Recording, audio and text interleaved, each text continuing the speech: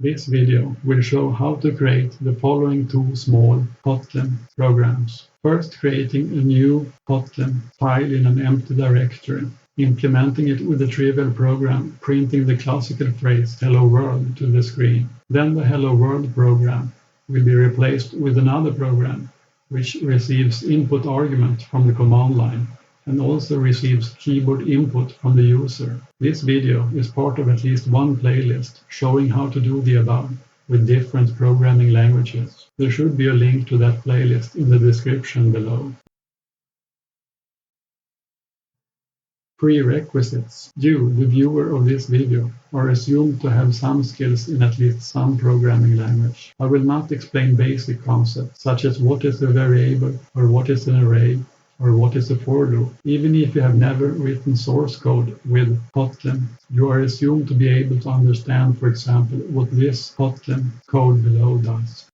In this video, I am using Windows 10, and I start by showing which version of Kotlin and Java I have installed. The version of the Kotlin compiler, Kotlin C, is 1.6.10. The Java version is 17. The Windows command dir shows that I am starting from an empty directory. Now I create a new directory called Kotlin with the Windows command md. Then I navigate into the new directory with cd Kotlin. Then I start Visual Studio Code by typing code and a dot, which is the path to the current directory. Once Visual Studio Code has started, I create a new Kotlin file, arguments_input.kts, in the new Kotlin directory. The file extension .kt is probably the most common for Kotlin, but here I am using .kts instead, because this file is going to be a script file, and then you usually use the file extension .kts. The fact that the file is a script file means that it can be executed directly without prior compilation, and that the file may also contain code at the top level, outside of any function. Then I implement the initial trivial Hello World program by using the println function to print text on the screen. Now I am showing with the command vir that the Kotlin file has been created in the directory Kotlin. The program can now be executed by typing Kotlin C and the argument -script and then the file name. As you can see, the program now shows Hello World, just as expected. Now I will replace the initial Hello World implementation with the program which will receive and print arguments from the command line. And the program will also ask the user to enter a name, and will then print to the screen the name that the user typed. For this purpose, I have prepared some pseudocode that I will paste into the program, but in comments, because of course it would not be possible to execute. Then I will modify the code by changing it to Kotlin code, which can be executed. Now I am showing how the program arguments will be provided to the program when it is executed. The arguments will be added after the Kotlin C-script file name, and then a space between each argument. So here I am showing 3 arguments for the program. Program arguments can be received with argas, which is an array of strings and can be iterated in a for loop. Inside the loop, program arguments are printed to the screen by using the println function. Here I am creating the string with so-called string interpolation with a $sign before the variable name. Since I want the input prompt to appear immediately after the displayed text in the same line, I am using print instead of println to avoid line break at the end. The readln function can be used to receive keyboard input from the user.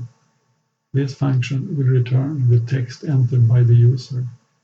I am receiving the entered text into a variable, which is then printed to the screen with the function println, together with the prefix hello.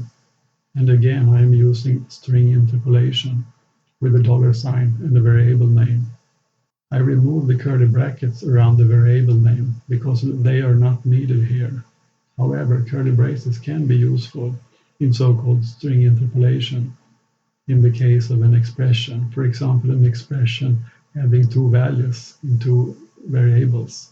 But the curly braces are not needed here when using one variable in this way. When I execute the program with 3 arguments, you can see that the program works as expected. The 3 arguments are printed to the screen, and then the program asks for your name. And when the user enters the name, it is printed on the screen together with hello as the prefix. Now I will create a Kotlin file with the file extension .kt that can be compiled. I am implementing a main function that receives the program arguments as a string array parameter to the function. Then I copy the code in the KTS script file and paste it into the KT file inside the main function. Now there is no implicit variable argas available, but I can use the main function's argument, which I have named arguments, and therefore I am renaming the variable in the for loop.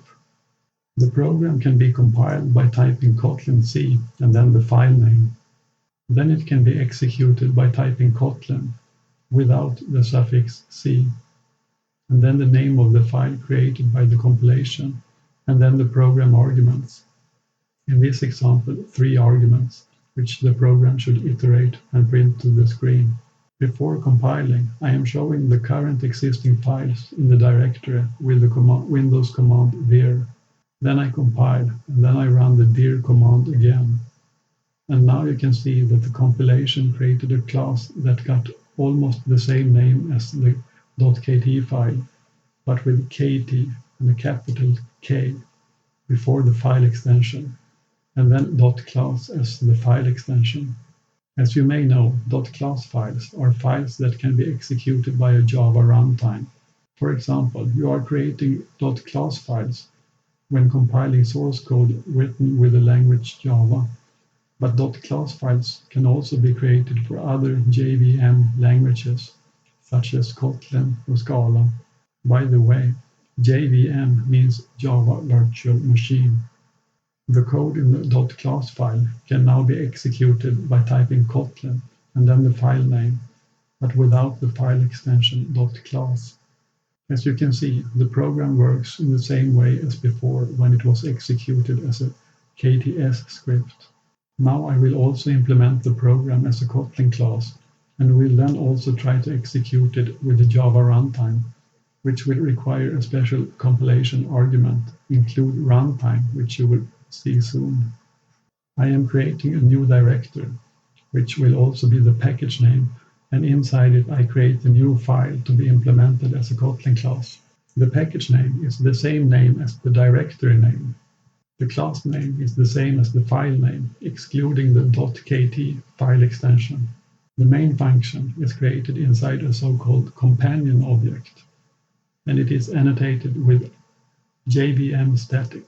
Now I copy the implementation of the main function from the other .kt file.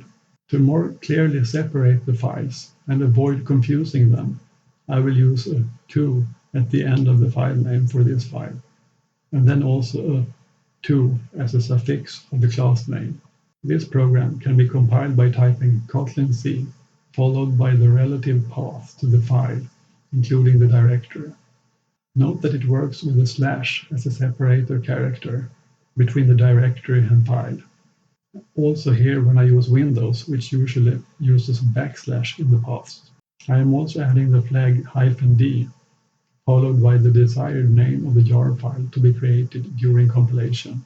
By the way, a jar file is a file that contains one or more classes, which can be executed by a Java runtime. The jar file is basically a so-called zip file, although the file extension .jar is used instead of .zip. So a jar file can be opened with zip programs, such as 7-zip, for example. Once the jar file has been created, it can be executed by typing java-jar, and then the name of the jar file.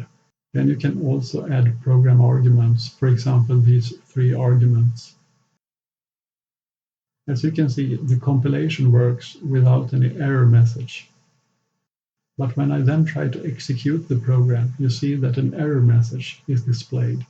The error showed the problem "no class found def error". The program is written with Kotlin, and therefore some Kotlin classes have to be available at runtime when executing the program from the Java runtime. We can make sure that those Kotlin runtime classes are included in the jar file when compiling by using the flag include runtime. Now I will soon compile again and use that flag, but first I run the command dir to view the size of the args.jar file created during the previous compilation. As you can see, the size is currently 2407 bytes, but it will soon become much larger. Now I compile again, this time with the flag include runtime. When I now use dir again, you can see that the created file, args.jar, is now much larger, about 4.5 megabytes, which is because many Kotlin files are now included in the jar file. When I now execute the program with Java runtime, it works without problems. Now I will show how to create an executable file, which does not require any Kotlin or Java runtime. This can be done with the compiler Kotlin C native, followed by the file name, and the flag -o, followed by the name of the file to be created, excluding a file extension. Since I am using Windows, the compiler automatically adds the .exe file extension for the created executable file. When that file is executed, it works as expected. The interesting thing about this last execution is that it is now running compiled machine code in an executable file. Note that here you do not write the name of runtime first, so you do not write Java followed by the file name, and neither Kotlin or Kotlin C before the file name, but you just write the name of the executable .exe file and any program arguments, in this case 3 program arguments. Finally, I will just say a few words about how I had installed Kotlin for Windows 10. On this GitHub page, there are some zip files that can be downloaded. I downloaded both of these zip files. Kotlin compiler 1610.zip and Kotlin native Windows x86-64 1610.zip, and then unzipped them to 2 directories, and then added their both bin directories to the environment variable path. Then both Kotlin, Kotlin C, and Kotlin C native became available when starting a command window.